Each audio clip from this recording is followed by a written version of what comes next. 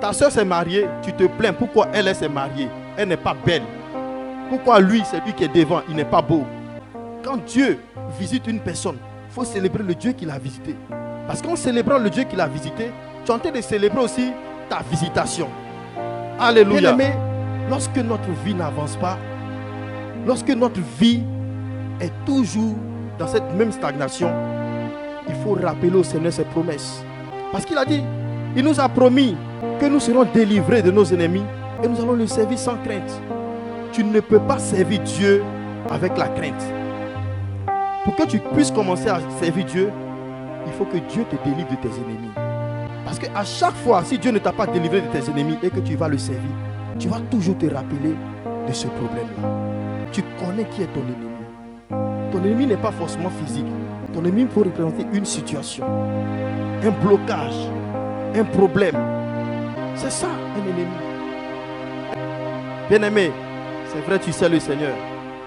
Mais quand on sait le Seigneur, il faut passer par la délivrance aussi. Il faut passer par la délivrance de son cœur. La délivrance de ses pensées. Il y a certaines choses, tant que tu n'es pas délivré, tu ne pourras pas les avoir. On peut lier tes mains. Il y a des choses que tu n'auras jamais. On peut lier tes pieds. Il y a des choses que tu n'atteindras jamais. Donc pour que tu puisses atteindre certaines choses, tu puisses avancer dans ta destinée, il faut que le Seigneur intervienne par la délivrance dans ta vie. Et la délivrance, ce n'est pas une affaire de posséder. C'est une affaire de tout le monde. Tout le monde a besoin de la délivrance pour avancer. David dit, tu délivres mon âme du séjour des morts. Bien-aimé, tant que ton âme n'est pas délivrée, tu ne peux pas. Il y a des choses qu'on ne pourra jamais. Ça, c'est le premier. Prendre conscience qu'on ne peut pas servir Dieu dans la crainte. C'est la première chose. Deuxième, pendant qu'on est dans les liens, pendant qu'on souffre de quelque chose, pendant que nous sommes malades, il faut prioriser la présence de Dieu. Peu importe le problème que tu traverses, peu importe la situation dans laquelle tu te trouves, il faut prioriser la présence de Dieu. Vous allez voir une femme, dans Luc 13, verset 10, un esprit a rendu la vie de cette femme courbée pendant 18 ans.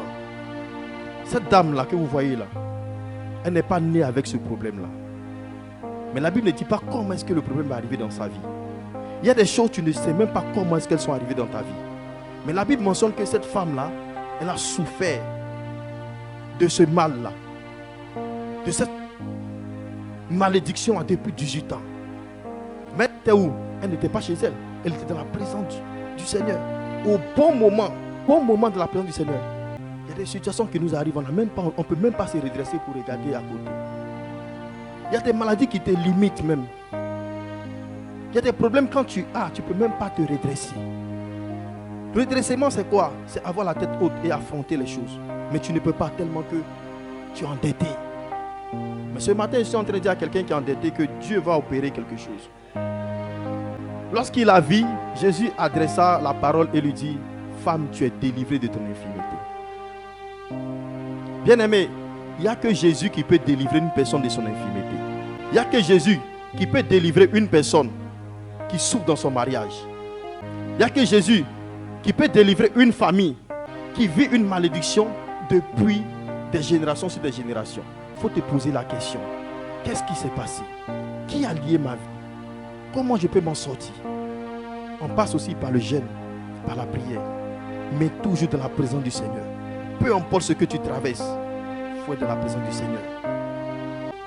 Le problème des enfants de Dieu aujourd'hui, c'est qu'on a plus les regards sur la situation qu'on traverse que sur Dieu qui peut nous délivrer de cette situation. À un moment donné, tu dois oublier ta situation et regarder à Jésus qui peut te délivrer de cette situation. Cette femme a été délivrée. La Bible dit qu'elle était redressée. Et pendant qu'elle était redressée, il y a des gens qui se sont plaints. Pourquoi Jésus l'a délivrée? Il y a des gens qui se sont plaints. Pourquoi Jésus l'a délivrée? Jésus a dit, cette femme est aussi une fille d'Abraham. Ne mérite-t-elle pas d'être délivrée de Satan? Cette dame, elle a souffert. Et on l'a guérie. Et quelqu'un se plaint pour dire pourquoi est-ce qu'on l'a délivrée? Bien-aimé, c'est l'attitude des enfants de Dieu. Parce que cette personne aussi était dans l'assemblée. Ta soeur s'est mariée, tu te plains. Pourquoi elle s'est mariée? Elle n'est pas belle. Pourquoi lui, c'est lui qui est devant, il n'est pas beau? Non. Quand Dieu opère dans la vie d'une personne, il faut célébrer Dieu pour la vie de cette personne. Quand Dieu visite une personne, il faut célébrer le Dieu qui l'a visité. Parce qu'en célébrant le Dieu qui l'a visité, tu es en train de célébrer aussi ta visitation. Alléluia.